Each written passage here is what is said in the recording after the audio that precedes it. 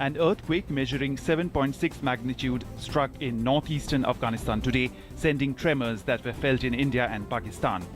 The quake was 196 kilometers deep and centered 82 kilometers southeast of Faizabad in a remote area of Afghanistan in the Hindu Kush mountain range. Tremors were felt all across northern India around 2:40 p.m. today. In Bihar, all candidates and political parties are making last-ditch efforts to woo the voters for the third phase of assembly elections as campaigning ends this evening. 50 assembly constituencies spread over 6 districts will go to the polls in this phase on Wednesday. The districts are Patna, Saran, Vaishali, Nalanda, Bhojpur and Buxar. Prime Minister Narendra Modi addressed rallies in Buxar and Siwan. He said this assembly election will rid Bihar of its evils. PM also talked about the package of 1,65,000 crores for the development of Bihar. He asked the people if they wanted Mantra Tantra or Lok Tantra. PM requested people to vote for development and not on any other issue. Defence Minister Manohar Parrikar today said OROP to be notified after assembly election process in Bihar is over. Addressing the 3-day Naval Commanders Conference in New Delhi, he said Defence Ministry is taking steps to address the shortfall of ship-borne helicopters, MCMVs and submarines in the Indian Navy. After the Air Force, the Navy and Army too are considering opening up of combat stream for women officers. Speaking to the media on the sidelines of the Naval Commanders Conference in New Delhi, Defence Minister Manohar Parrikar said that the forces are looking into granting entry of women officers in the combat stream, barring a few areas where there are logistical training or infrastructure issues.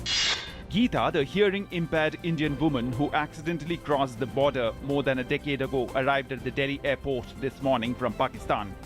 She is accompanied by members of Eddie Foundation, who will be treated as state guests. Union Finance and Information and Broadcasting Minister Arun Jaitley has said that the freedom of expression and speech is a very important aspect of the Indian Constitution. Jaitley said reasonable restrictions on the right to freedom of expression should be used in very exceptional circumstances. Delivering the Sardar Patel Memorial Lecture 2015, organized by the All India Radio in New Delhi, Jaitley said right to free speech and expression has been widened with the ever-growing social media.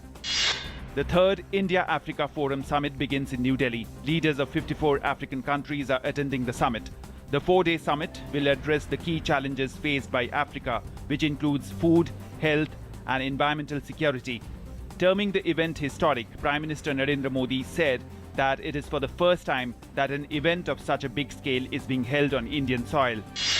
The Supreme Court issued notice to Himachal Pradesh Chief Minister Veerbhadra Singh and his wife in connection with the disproportionate assets case registered against them. The Apex Court will hear CBI's appeal to transfer the case to Delhi and suspension of Shimla High Court order restraining CBI from arresting or interrogating Veerbhadra on November 5th. Nearly 11 years after the Boxing Day tsunami, in which more than 10,000 lives were lost in India, Mumbai successfully tested its first tsunami early warning system siren, during which a 10-minute alert was sounded in South Mumbai.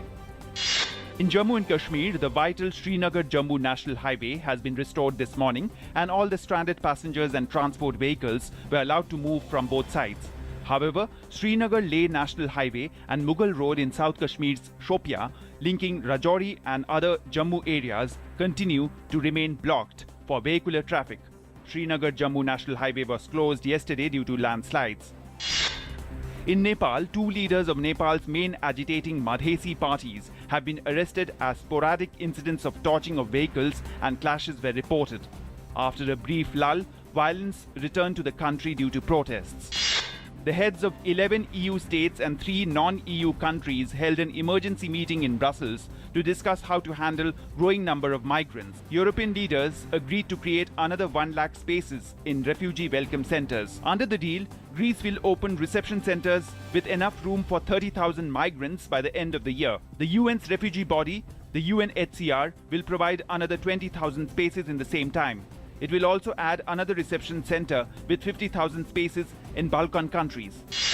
In cricket, South Africa thrashed India by 214 runs in the 5th and final ODI as the Proteas pocketed their first ever series win 3-2 on Indian soil. Chasing a mammoth 439, the hosts were bowled out for a paltry 224 in just 36 overs at the Wankhede Stadium in Mumbai.